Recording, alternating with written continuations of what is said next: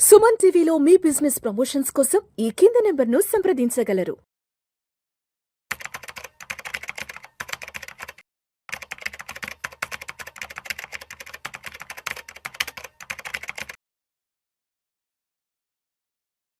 రామచంద్రమూర్తి గారు నమస్తే సార్. నమస్తే విష్ణు గారు. రామచంద్రమూర్తి గారు, గోల్డ్ ఈటీఎఫ్ కి సంబంధించి లేటెస్ట్ అప్డేట్ ఒకటి వచ్చింది సార్, చదువుతాను. గోల్డ్ ఈటీఎఫ్ ఇక సరికొత్తగా మార్కెట్ నియంత్రణ సంస్థ సెబీ ఇచ్చిన కొత్త అనుమతులతో ఈ ఫండ్లు ఇకపై కేవలం ఫిజికల్ గోల్డ్ మీద కాకుండా గోల్డ్ ఫ్యూచర్స్ లోనూ పెట్టుబడులు పెట్టబోతున్నాయి. ఇప్పటికే ప్రముఖ మ్యూచువల్ ఫండ్ సంస్థ ఈ విధానాన్ని అమలు చేయడం ప్రారంభించిందంటూ కూడా వచ్చారు. ఏంటి గోల్డ్ ఈటీఎఫ్ లో కూడా ఫ్యూచర్స్ ఆప్షన్స్ వస్తున్నాయి ఏంటి, నాకు అర్థం కాలేదు. గోల్డ్ యాక్చువల్గా ఏంటంటే ఈ కాన్సెప్ట్ ఎందుకు వచ్చిందంటే మొన్న 2026 స్టార్టింగ్లో గోల్డ్ విపరీతమైన ర్యాలీ వచ్చింది చూడండి. అప్పుడు ఏమైందంటే ఈటీఎఫ్స్లో విపరీతమైన మనీ వచ్చింది, ఇన్ఫ్లోస్ వచ్చాయి. అప్పుడు దానికి ఈటీఎఫ్కి తగ్గట్టుగా గోల్డ్ కొనడానికి ఫిజికల్గా అవైలబిలిటీ లేదు. అప్పుడు ఆ డబ్బు అంతా ఐడియల్గా పడింది. ఇప్పుడు దానివల్ల సెబీ ఏమైందంటే ఫోర్స్ఫుల్గా ఈ యొక్క ఆల్టర్నేటివ్ అసెట్లోకి తీసుకురావాల్సి వచ్చింది. సో వాళ్ళు ఇప్పుడు అనుమతి ఇచ్చారనమాట. ఇప్పుడు ఆ డబ్బు యాక్చువల్గా ఏంటి 95% ఫండ్ యొక్క మెయిన్ గోల్ ఏంటంటే గోల్డ్కి సంబంధించిన దానిలో ఇన్వెస్ట్ చేయాలి. ఇప్పుడు గోల్డ్ లేకపోతే వాళ్ళు ఏం చేయాలి, ఆ అమౌంట్ ఖాళీగా ఉంటుంది. దాన్ని ఐడియల్గా ఉంచే బదులు ఈ ఫ్యూచర్స్లోకి కొనుక్కోమంటారు.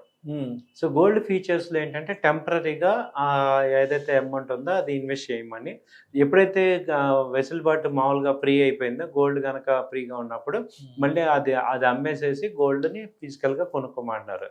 దీనివల్ల నార్మల్గా మనందరికీ కూడా పెద్ద డిఫరెన్స్ ఏమి రాదు, ఇన్వెస్టర్స్కి డిఫరెన్స్ ఏమి రాదు. కాకపోతే ఏంటంటే గోల్డ్ వాళ్ళకి ఏంటంటే గోల్డ్ కొనమని డబ్బులు ఇచ్చినప్పుడు అది గోల్డ్ కొనకపోతే ఆ డబ్బులు పెరిగినప్పుడు రేపొద్దున వీళ్ళు లాస్కి వాళ్ళకి ఇవ్వాల్సి వస్తుంది. కాబట్టి అలా కాకుండా కరెంట్ రేట్లో ఫ్యూచర్స్లో కొనుక్కుంటారు. సో ఇది ఆల్రెడీ ఫీచర్స్ అనేది యాక్చువల్గా ఏంటి రిస్క్ రివార్డ్ ఉంది అంటాము. కాకపోతే ఏంటంటే కమోడిటీ ఫ్యూచర్లో అడ్వాంటేజ్ ఏంటంటే టోటల్ అమౌంట్ పే చేస్తాము, ఎక్స్చేంజ్ మనకి గోల్డ్ ఇచ్చేస్తుంది. సో కాబట్టి ఏంటంటే వాళ్ళకి గోల్డ్ రిలేటెడ్గా ఫీచర్స్లో ఆప్షన్స్ కాదు, ఓన్లీ ఫీచర్స్లో కొనుక్కోమంటారు. సో అయితే ఏంటంటే ఇప్పుడు దానిలో రిస్క్లు ఏముంటాయి అంటే మ్యాక్సిమం ఏంటంటే రోల్ ఓవర్ రిస్క్ ఉంటుంది. అంటే ఇప్పుడు ఈ కాంట్రాక్ట్ మంత్లీ కాంట్రాక్ట్ అనుకోండి, మంత్లీ అయిపోయాక నెక్స్ట్ మంత్ ఇది అమ్మేసేసి ఇంకోటి కొనాలి కాబట్టి ఆ రోల్ ఓవర్ చేయడానికి ఖర్చు అవుతుంది. కానీ బెనిఫిట్ ఏంటంటే ఇప్పుడు ఫిజికల్గా అవైలబిలిటీ లేనప్పుడు, ఇప్పుడు నా దగ్గర ఒక 100 కేజీలు గోల్డ్ కొనాలి, నాకు ఫిజికల్గా అవైలబిలిటీ లేదు, అది రేపొద్దున రేట్ పెరిగినప్పుడు కొంటే వాళ్ళు ఏదైతే లాస్ ఉందో కస్టమర్కి వెళ్తుంది. కాబట్టి ఆ ప్రాబ్లం లేకుండా 100 కేజీల గోల్డ్ ఇక్కడ మనం ఆన్ స్పాట్ రేట్లో కొనేస్తాం. అయితే ఇక్కడ ఎంసీఎక్స్ రేటుకిను ఫిజికల్ రేటుకి కొంత డిఫరెన్స్ ఉంటుంది, జిఎస్టీ తేడా వస్తుంది. కాబట్టి ఫిజికల్ రేట్ కన్నా ఒక రకంగా ఎంసీఎక్స్ రేటే ఫెయిర్ వాల్యూ ఉంటుంది. అయితే ఇప్పుడు ఎంసీఎక్స్లో రేట్లన్నీ కూడా మామూలుగా LME London metal exchange base మీద అవుతాయి. కాబట్టి మళ్ళీ అక్కడ హెచ్చు తగ్గులు వచ్చినప్పుడు ఇక్కడ రేట్లో డిఫరెన్స్ కొంత వచ్చే ఛాన్సెస్ ఉంటాయి. ఇవి కొంచెం రిస్క్ రివార్డులు ఉన్నాయి. బట్ ఇదంతా ప్రాక్టికల్గా చేస్తే కానీ దీనిలో మంచి చెడు తెలియదు. అయితే ఈ ఇన్వెస్టర్స్కి వీళ్ళు సెబీ ఇచ్చిన పర్మిషన్ ఏంటంటే వీళ్ళు ఎవరైతే గోల్డ్ ఫండ్ ఈటీఎఫ్స్ వాళ్ళు ఇలా ఫీచర్స్లో చేస్తున్నారో వాళ్ళు ముందే ఇంటిమేషన్ ఇవ్వాలి క్లయింట్కి. ఇష్టమైతే వాళ్ళు యాక్సెప్టెన్స్ చేయొచ్చు, లేదంటే నాకు వద్దు, నాకు ఓన్లీ గోల్డ్ ఫిజికల్గా కావాలంటేనే అది ఆప్షన్ పెట్టుకుంటారు. సో ఆ వెసులుబాటు ఉంది. అయితే మనం ఏం చేయాల్సింది ఏంటంటే ఎంత ఫండ్ మన అమౌంట్ నుంచి ఫీచర్స్ కొంటున్నారు అనేది మానిటరింగ్ చేసుకోవాలి. ఒక 10% 20% అంటే పర్వాలేదు, కానీ ఎక్కువ వెళ్ళింది అనుకోండి ఫీచర్స్లో అప్పుడు ఏమవుతుందంటే ఓవర్ వెయిట్ అయిపోయి ఇంబ్యాలెన్సెస్ అయ్యే ఛాన్సెస్ ఉంటాయి. సో అది మనం మానిటరింగ్ చేసుకోవాలి. ఇప్పుడే పర్మిషన్ ఇచ్చింది. దాన్ని అంటే కొన్ని కంపెనీలు ఏంటంటే బ్రోకరేజ్ కోసం లేకపోతే ఇంకో దానికోసం కూడా మిస్యూజ్ చేస్తున్నారా లేదా అనేది కూడా చూడాలి.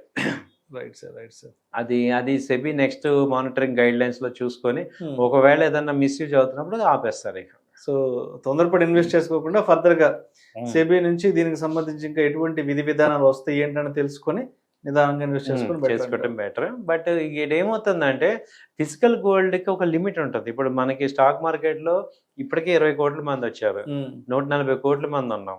ఇంకో 10 కోట్ల మంది వచ్చి గోల్డ్ కొంటానంటే గోల్డ్ ఎక్కడుంది? ఇక్కడ పెట్టే ఇన్వెస్ట్మెంట్కి తగ్గ గోల్డ్ అక్కడ కొని పెట్టాలి కదా మన పేరు మీద.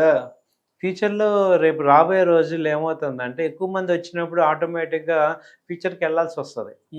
సో అది ఇటు కాంట్రిబ్యూట్ అవుతుంది, ఎందుకంటే అవైలబిలిటీ ఉండదు కదా. ఇవన్నీ కూడా అవుట్ ఆఫ్ కంట్రీస్లో ఇవి ఎటు జరుగుతున్నాయి. Right sir. కాబట్టి ఇక్కడ కూడా ఇక మనకి ఇప్పుడు స్టాక్ మార్కెట్ మీద కానీ ఇప్పుడు మీరు చూస్తే మొన్న గోల్డ్ ఎంత ఈటీఎఫ్స్, గోల్డ్ ఈటీఎఫ్ ఎంత బాగా వచ్చిందంటే ఇప్పుడు ర్యాలీ ఆగింది కానీ మళ్ళీ ర్యాలీ స్టార్ట్ అయిందంటే విపరీతంగా గోల్డ్ మీదకి వెళ్ళిపోతుంది.